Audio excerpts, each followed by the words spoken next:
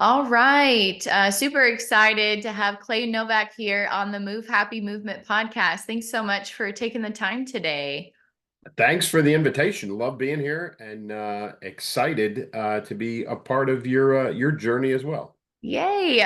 So for those that don't know your background and whatnot, we had connected on social media on LinkedIn. I read your awesome books, a little blurry, but the background is blurry, I should say. Keep moving, keep shooting. Awesome. I literally could not put it down. I read it all in one sitting. It took me a few hours, but it was amazing. For those that don't know your background, let's go a little bit before writing this book. Have you always been a writer? Like when you were a kid, did you enjoy journaling or? So I not, that wasn't really a thing. Okay.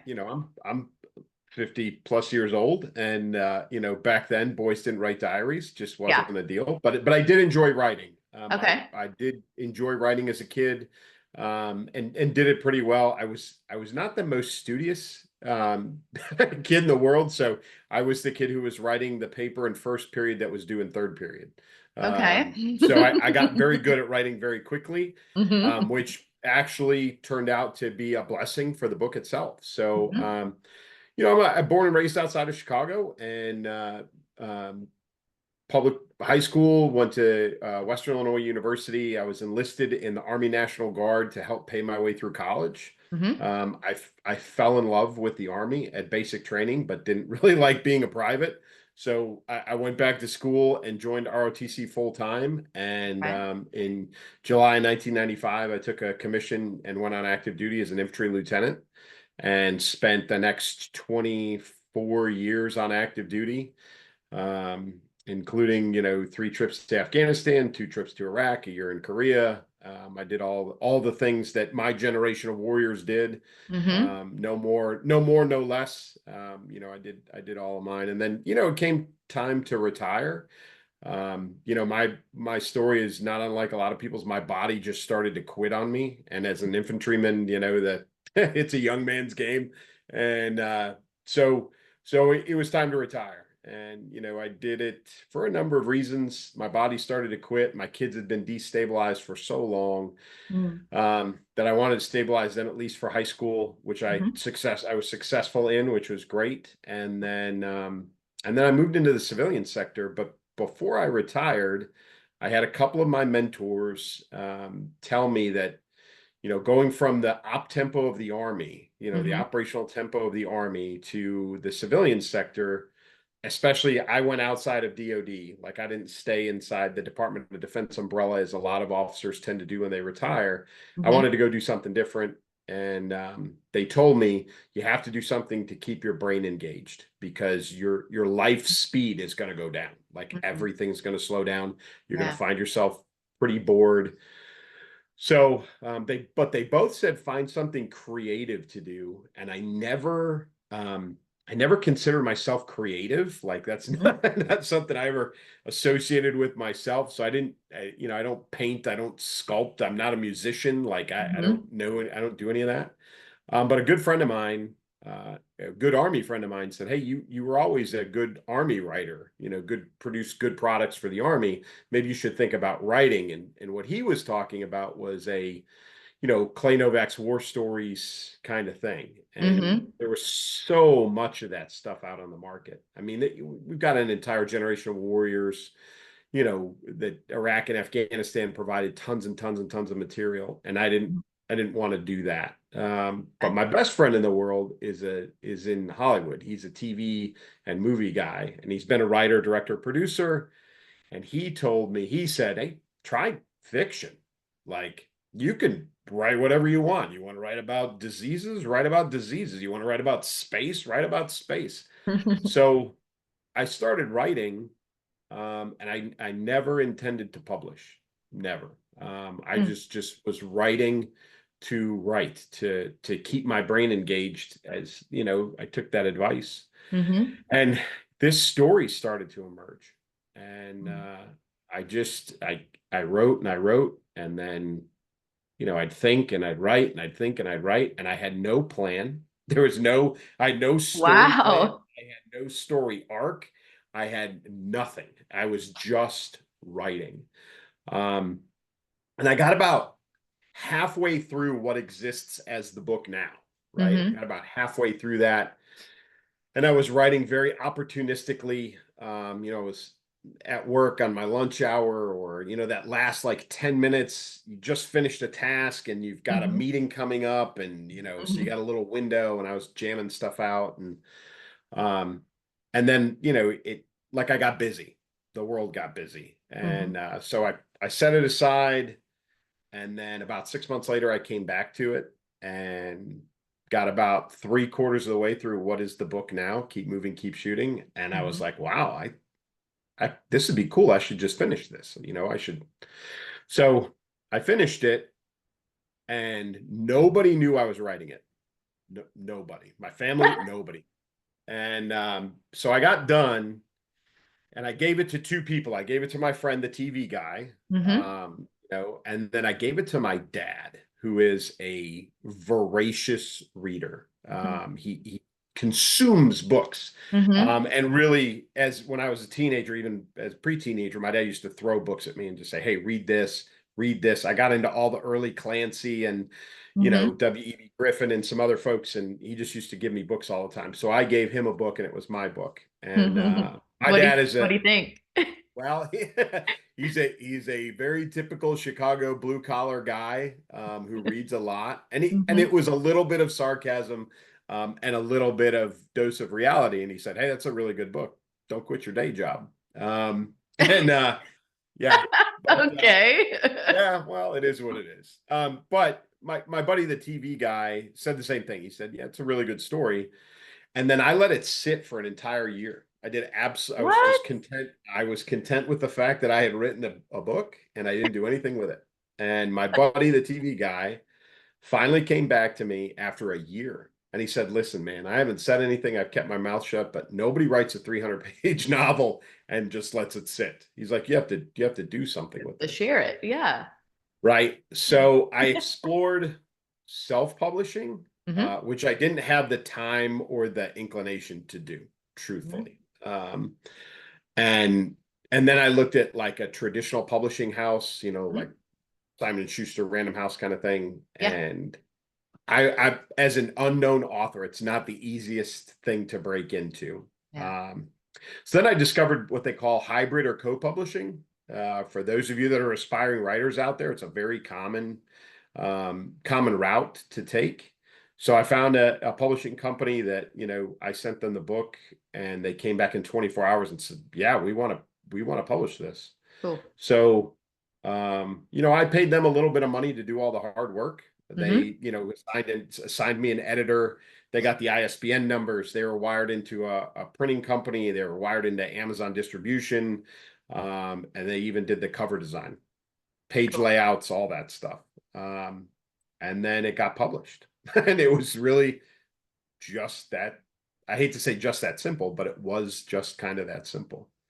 Um, so yeah, it's my baby, and I'm responsible for all the publicity. I'm responsible for all the marketing. Mm-hmm. I'm responsible for all that stuff. So that has kind of become my full-time job, among many other things that kind of lead into that.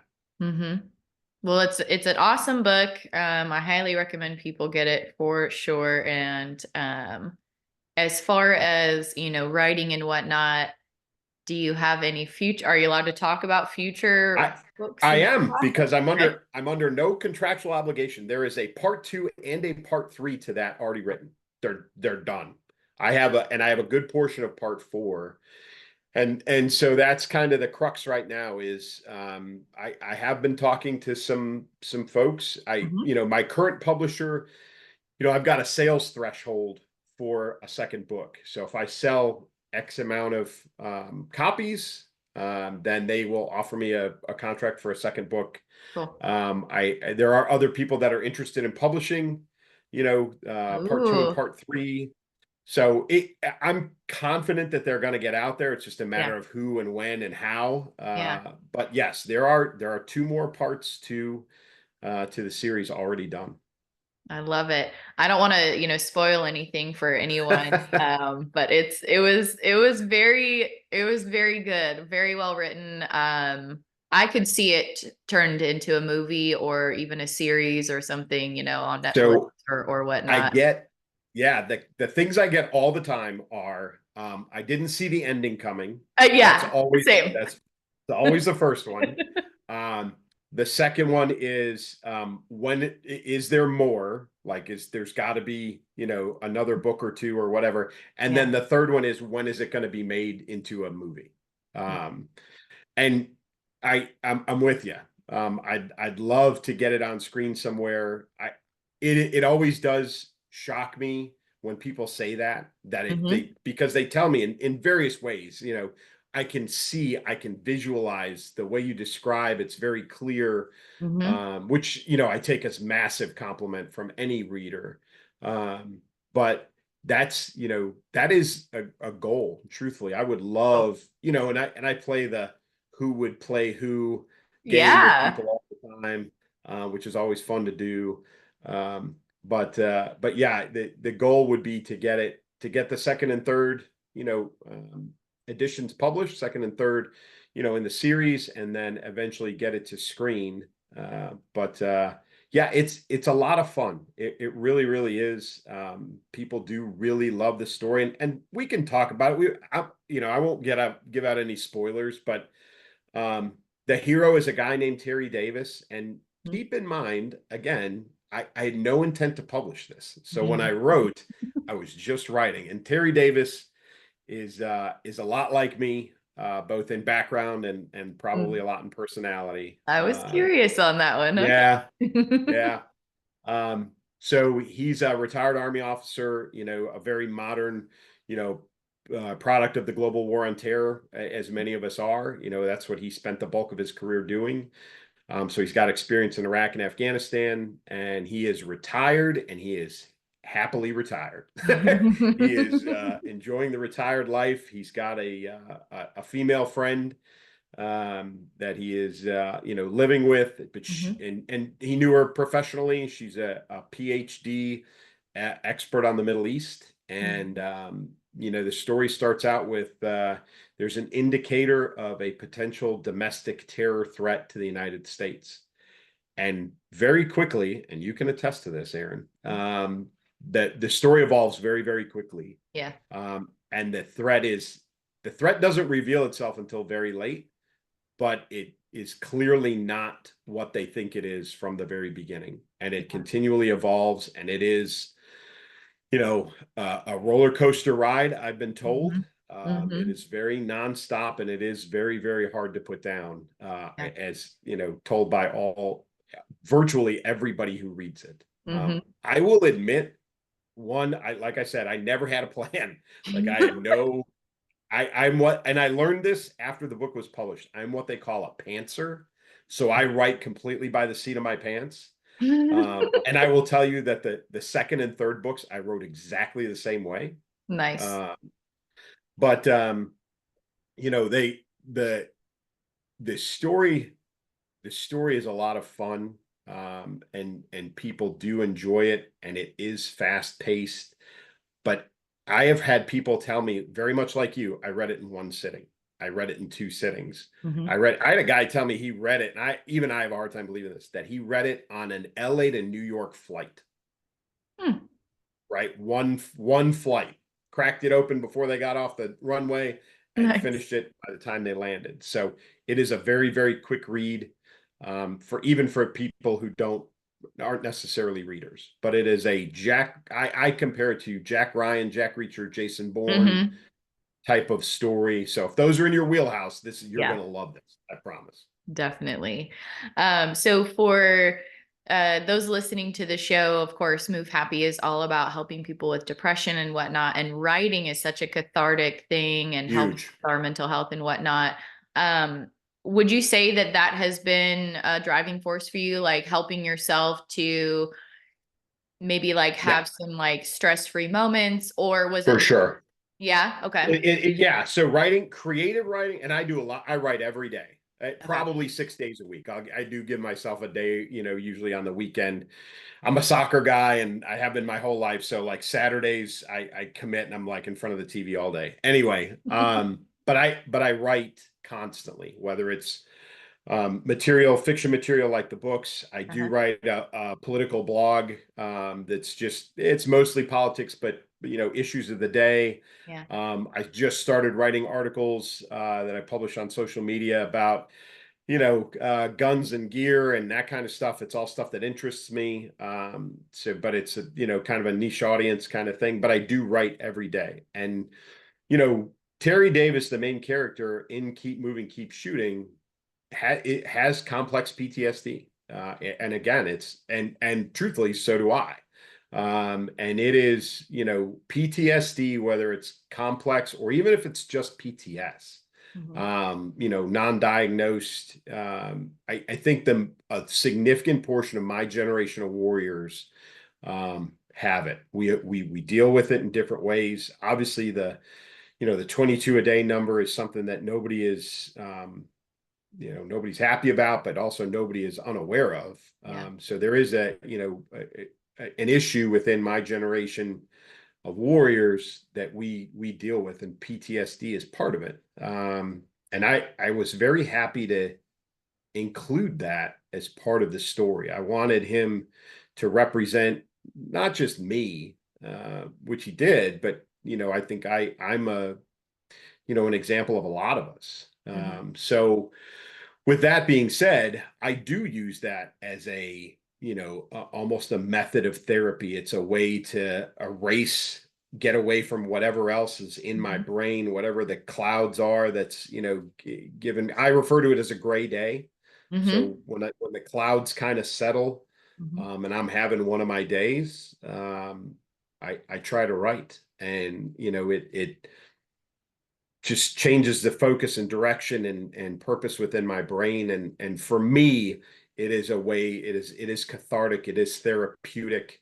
And I think if for anybody, right, your move happy cause, if you can find, and it's not 100% foolproof with me, but it does help. If you can find that thing, whatever that thing is, that helps you clear, or helps you come back down, or helps you come back up, or whatever adjustment needs to be made to help you, never stop searching for it. Hmm. And once you find it, keep it close at hand for when you need it. And for me, Absolutely. it's writing. Yeah. Yeah. Yeah, absolutely. 100%. Yeah, I'm a huge advocate for writing. Do you, in your writing outside of the novel, do you do that? What did you call it? Pan style, where it's just like letting it flow, or Yeah. do you So have I'm a a method with pantser. your blogs, or no? Yeah, it is very. So I will. So I'm also on a podcast. I do once a week. I do a political podcast Huh? with a lady named Elsa Kurt. It's a great. She's awesome. She's literally famous. She was in Vanity Fair magazine for her Kamala Harris impersonation. She was one of the top 6 that they listed. Nice. She's got like hundreds of thousands, potentially a million followers on TikTok. Okay. We have 160,000 subscribers on YouTube. Awesome. But every week we do a political podcast, the two of us.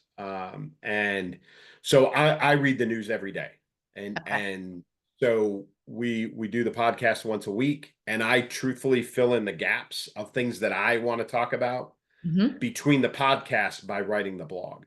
So I get up in the morning, cup of coffee, bust out my phone, and I scroll through all kinds of news feeds, and I find an issue that speaks to me. And I've had some of my blogs have had 10,000 reads, and I've had some of my blogs that have had 22 reads, and I don't care. I do it to gain attention for the book, but I do it also just to express something that I feel I want to express. Love it. Awesome, awesome.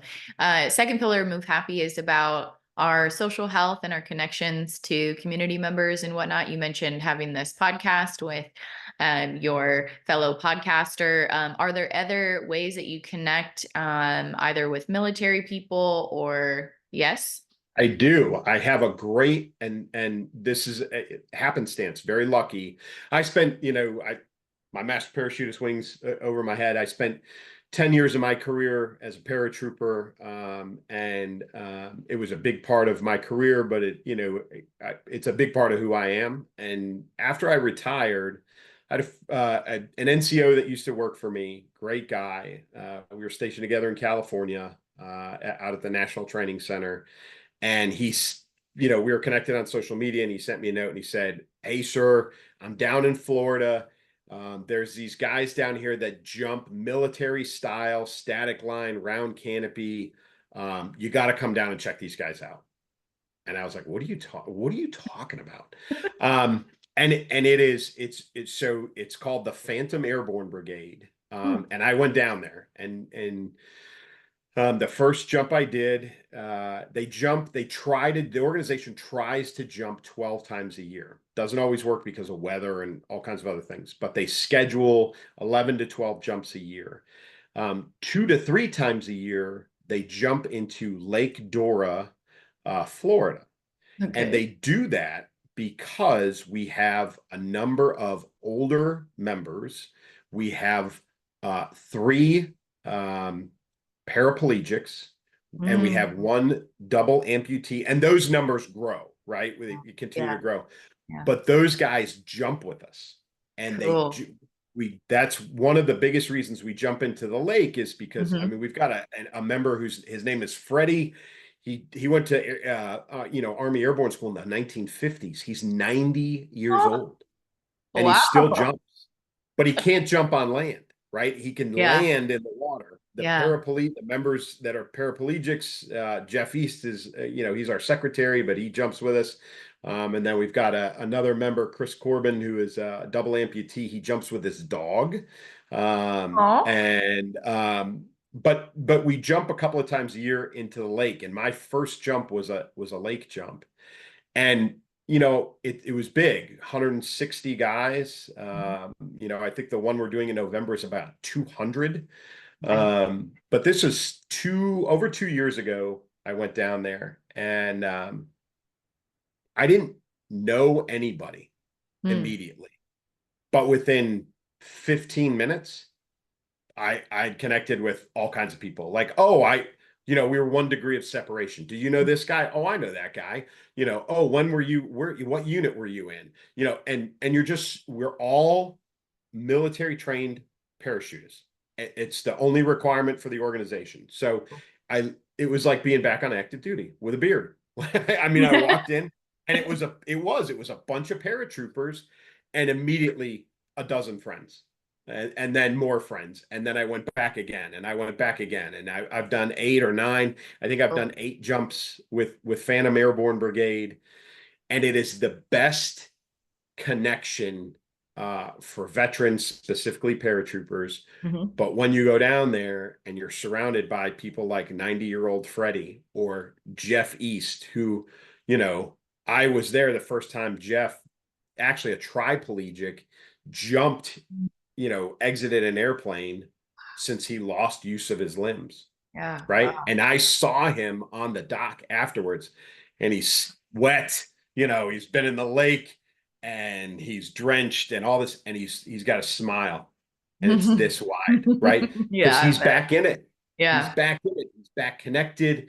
He's back in the midst of paratroopers. He, got that great feeling of exiting an airplane. It's all of those things. Hmm.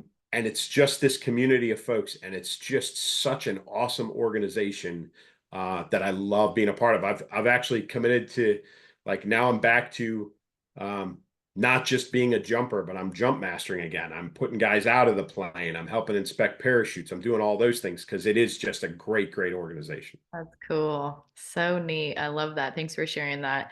And Yeah. then our last pillar of Move Happy, of course, is movement related.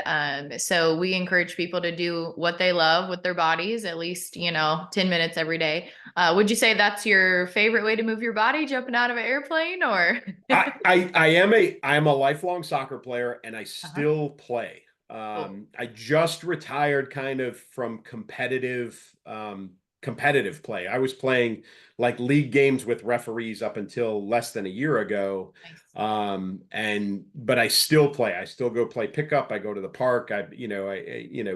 Lot less kind of restrictive, a lot less coordinated, but I will go and run around and knock a ball around for an hour and a half, 2 hours at a time. It is my favorite thing to do. It is the best physical stress relief for me.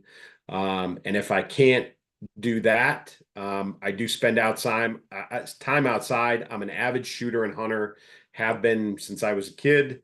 And then there is obviously the jumping out of planes thing, which I continue to do. But I'm an outdoors guy. I camp when I can, I hike when I can. Mhm. So I try and spend as much time outside as possible. Love it. Awesome. So what's the best way for people to connect, to get the book if they want to buy it? Is it on Amazon or where do they Amazon. get it? Amazon? Amazon is the best way. It is Okay. not. You can go to your local bookstore and ask for it because they can order it. There's a number and they know, like the normal consumer doesn't have to know, but you can go to your local bookstore and request them to order you a copy. You can Cool. order it off of Amazon. Again, the title is Keep Moving, Keep Shooting. I would encourage you to, if you enjoy it, and you want the second and third ones.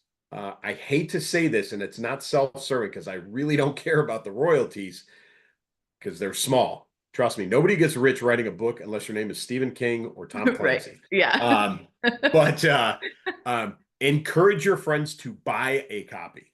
Hey, Hmm. lend it if you want, but if they buy it, you have a better chance of getting the next one Yeah. published and out there on paper. But it's on Amazon. You can order it from your local bookstore, or you can go to your local library and ask them to order it Okay. and put it on their shelf.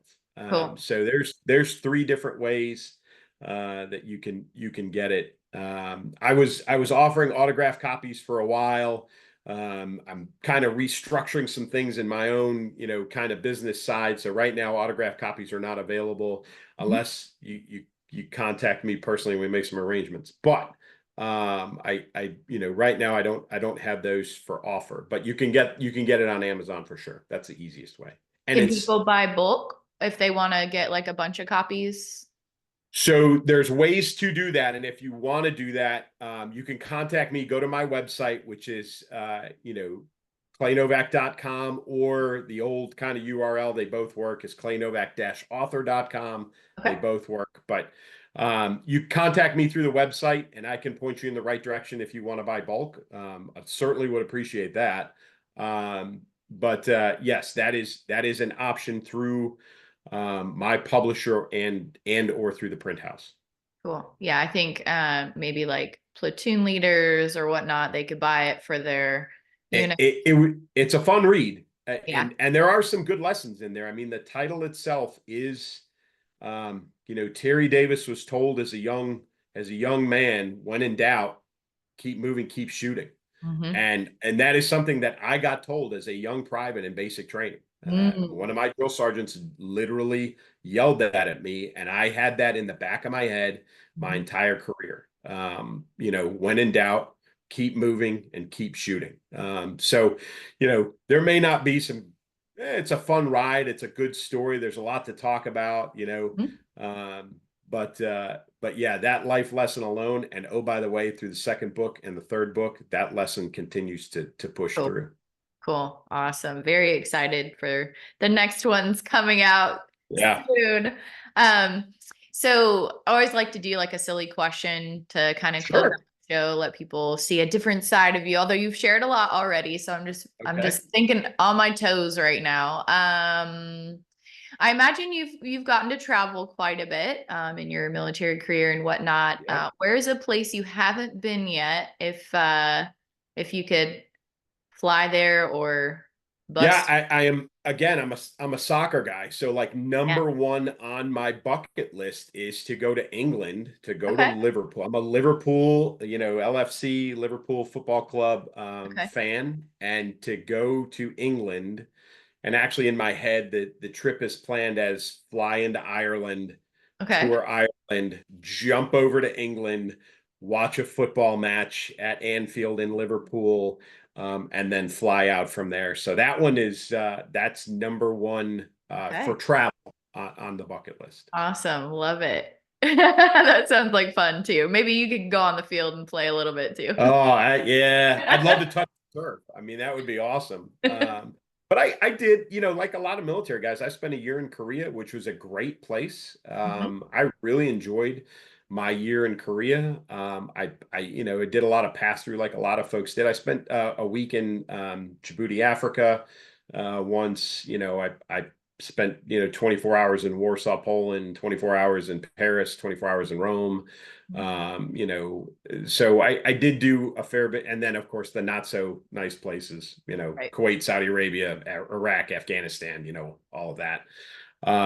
But yeah, the places I haven't been, definitely England, Ireland, England is top of the list. Cool. Very cool. Well, thank you again for taking time to For be sure. on the show. This has been awesome. No, thank you for having me. I appreciate it. And again, the novel is Keep Moving, Keep Shooting. You can search Amazon, either my name, Clay Novak, or you can search the title of the book. Or you can find me on my website at claynovak.com. Awesome.